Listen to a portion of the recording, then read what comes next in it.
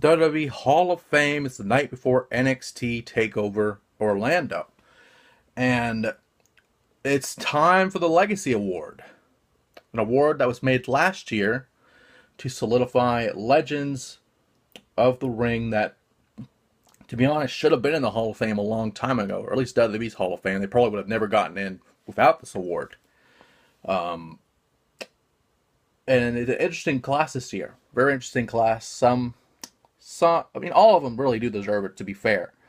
But some of them more than others. First off, we have Luther Lindsay. And you think about Luther Lindsay, he's probably not that well known in the wrestling business, but you think about when he debuted in the business, 1951, as an African American. They weren't, slavery was still kind of a thing. Racism was definitely still there. This is, around the time of Jack Johnson being the first African American World Heavyweight Boxing Champion. Around this time, or at least maybe even after that. I'm not quite sure. I might be wrong on that. I'm not sure. Excuse me. But, you think about, at the time, this is still a time racism was around. Case in point, Lindsay was often billed as the U.S. colored or Negro heavyweight champion.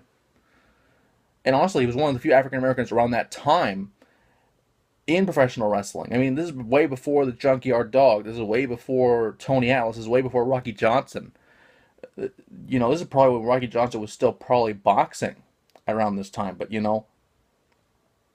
he did have a lot of accomplishments that I didn't think he would actually have, especially around that time. A black man wouldn't be a champion, let alone a contention for a title. Maybe contention for a title, but never a champion, which is interesting to me. To where that theory kind of goes around today with the WWE Championship. Unless your name's The Rock, a black man has not held that title. So that theory does still kind of have that today, which is unfortunate. But in his career, he held a lot of titles, especially in All Japan Pro Wrestling, for example, the All Asia Tag Team title, which is their tag team title there, with Ricky Waldo. In Maple Leaf Wrestling, the NWA Canadian Open Tag Team Champion with Jack Claiborne, and NWA Mid-Pacific Promotions, the NWA Hawaii Heavyweight Championship, the two-time NWA Hawaii Tag Team Champion, once with Bobby Burns, once with Bearcat Wright, and the NWA United States Heavyweight Championship, the Hawaii version, one-time holder of that. Pacific Northwest Wrestling, the NWA Pacific Northwest Heavyweight Championship, which, if I'm not mistaken, was probably part of the All Japan Triple Crown. If I'm not, unless they brought it back and put it somewhere else, I think they did. I might be wrong on that. No, okay, that was a different championship. Okay, just wanted to make sure. And 10-time NWA Pacific Northwest Tag Team Champion, once with George Doucette, once with Bing Key Lee. Think of the fucking times, that's a fucking name right there. Once with Herb Freeman, 5 times with Shag Thomas, and twice with Pepper Martin. For the Professional Wrestling Hall of Fame, class of 2017. Stampede Wrestling, the NWA Canadian Heavyweight Championship, the Calgary version.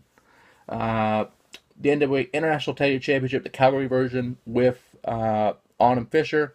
The NWA Canadian Tag Team Championships, Calgary version with Ray Vilmer. And the Stampede Wrestling Hall of Fame, of course, he was trained by Stu Hart, which is, I'm not surprised why he had belts there.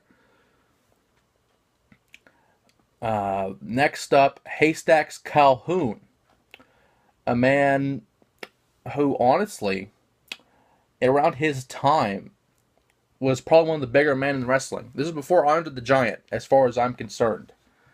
This is before Andre was a big thing, back when wrestling still had kayfabe in the 50s and 60s.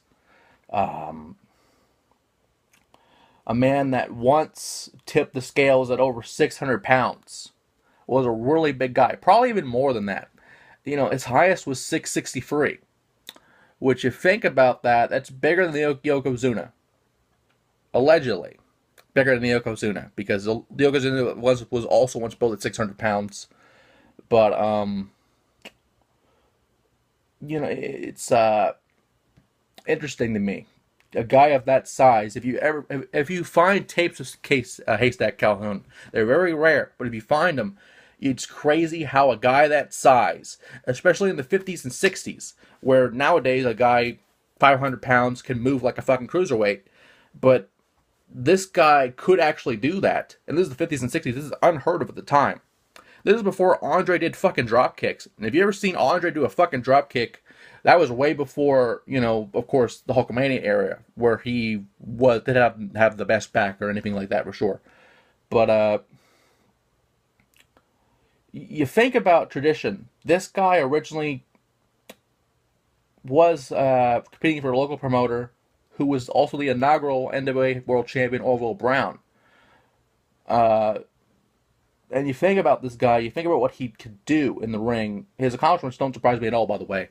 For Championship Wrestling for Florida, the NWA Florida Tag Team Champions, one time with Kevin Sullivan. For Mid-Atlantic Championship Wrestling, the Southern Tag Team Championships with the amazing Zuma. NWA All-Star Wrestling, the NWA Canadian Tag Team Championships, the Vancouver version, twice with Don Leo Jonathan. NWA Tri-State, the NWA United States Tag Team Championships, the Tri-State version with Jack Briscoe. The WWF World Tag Team titles, which later became the World Tag Team titles during the brand split, with Tony Garea, the original brand split, mind you, not the current one, with Tony Garea.